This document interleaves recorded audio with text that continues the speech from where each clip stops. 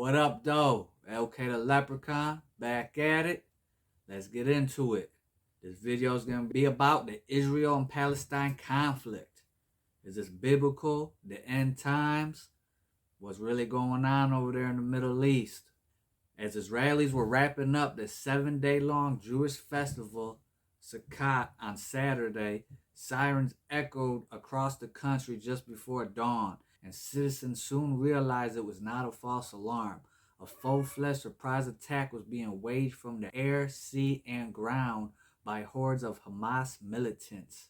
Thousands of missiles fired from Gaza streaked through the sky and began raining down on indiscriminate targets in Israel, sparking terror and leaving hundreds of bodies in the streets of cities and buildings decimated. Simultaneously, hundreds of armed fighters of the terrorist group, many on motorcycles, followed bulldozers that breached fences separating Israel from Gaza and charged into cities, taking Israeli soldiers off guard and gunning down citizens. The lightning-quick, multi-pronged ambush also included dozens of Hamas militants in motor boats, storming Israeli beaches and engaging in fierce firefights with Israeli forces. Other armed Hamas attackers swooped into Israel through the smoke-filled skies on paragliders. Damn! They came from everywhere, every which angle. It's at the sea, the beach, the water, bulldozers over fences. That's crazy. Can you imagine being wherever you at right now, chilling, going to the store, walking down the street, at the park, and the next thing you know, you in war. You in war, baby. You gotta be war ready at all times, I suppose. As those under attack rushed to safe rooms and bomb shelters, group of terrorists infiltrating the country marched into towns and in the kibbutz, opening fire on homes and killing Israeli citizens at random. Militants burst into houses, shooting residents, begging for their lives and taking others, including women, children, the elderly, all hostage, driving the terrified captives back to Gaza as many of them scream for help. The bodies of numerous Hamas fighters have been found along the border, killed in chaotic battles since Saturday, the Israel Defense Forces said. Within hours of the attack that shocked the world, Israeli Prime Minister Benjamin Netanyahu was calling it a dark day for his country and declaring war on Hamas. A veteran Israeli military official deemed the assault our 9/11. That's some strong words right there. Everyone know what happened 9/11, 2001 in America when they said, Iraq and Saddam Hussein, Osama bin Laden attacked the trade centers. And this military official in Israel said that what happened was their 9/11. So that's a bold statement to make. As of Thursday morning, the death toll in Israel stood more than 1,200, officials said. Another 2,900 people were injured in Israel. Among the dead are at least 27 American citizens. John Kirby, the spokesperson for the U.S. National Security Council, said Thursday afternoon. An undetermined number of Americans were taken hostage. That's what some U.S. officials said. This ain't just, about Israel and Palestine. They got Americans over there that are killed and being kept hostage, according to the information that we're gathering. In Gaza, at least 1,417 people have died and 6,000 others have been injured since the retaliatory airstrikes by Israel began, the Palestine Health Ministry said Thursday. At least 447 of the dead in Gaza are children, and 248 are women, the health ministry said. The Hamas attack was launched on the 50th anniversary of the 1973 Yom Kippur War that pitted Israel against Egypt and Syria. October 7th, around 11 a.m. Eastern Time, the White House announces that Biden had spoken with Netanyahu, which is the Prime Minister of Israel, telling the Prime Minister the U.S. condemns Hamas's assault on Israel. I made clear to Prime Minister Netanyahu that we stand ready to offer all appropriate means to support the government and the people of Israel. Terrorism is never justified. Israel has a right to defend itself and its people. The United States warns against any other party hostile to Israel seeking advantage in this situation.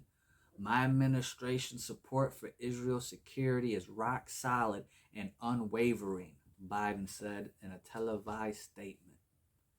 We will win.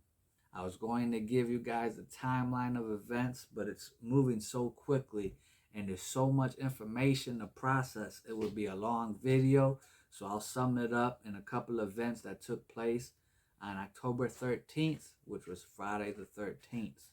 Real quick, hit that like button, hit that subscribe button, comment your thoughts and opinions in the comment section. I'd like to know your thoughts and opinions, what's going on with you. Israel and Palestine. That's a touchy subject for many reasons, but hit it up in the comments. You with Israel, you with Palestine, you don't care about the situation. You you know, who do you got, you know, whose back do you got? October 13th, around 8:50 a.m. Eastern Time, U.S. Secretary of State Antony Blinken met with Palestine Authority President Mahmoud Hammas in Jordan and conveyed the need to cool tension across the West Bank and prevent conflict from becoming broader. The secretary extended his condolences to the families of Palestine civilian victims in this conflict and reiterated that Hamas does not stand for the Palestine people's legitimate right to dignity, freedom, justice, and self-determination. A readout from Department spokesman Matt Miller said. October 13th, 12:15 p.m. Eastern Time. The White House said that President Joe Biden, spoke with family members of the 14 Americans who remain unaccounted for after the attack in Israel. 12:35 p.m. Reuters videographer Issam Abdallah was killed while providing a live signal in southern Lebanon. 12:54 p.m. White House spokesman John Kirby said the first chartered flight to evacuate Americans from Israel departed for Europe. 1:25 p.m. 70 people were killed and 200 were injured in an Israeli strike on a convoy of civilians heading from northern Gaza to central Gaza, according to the Palestine government press office. That's insane to me.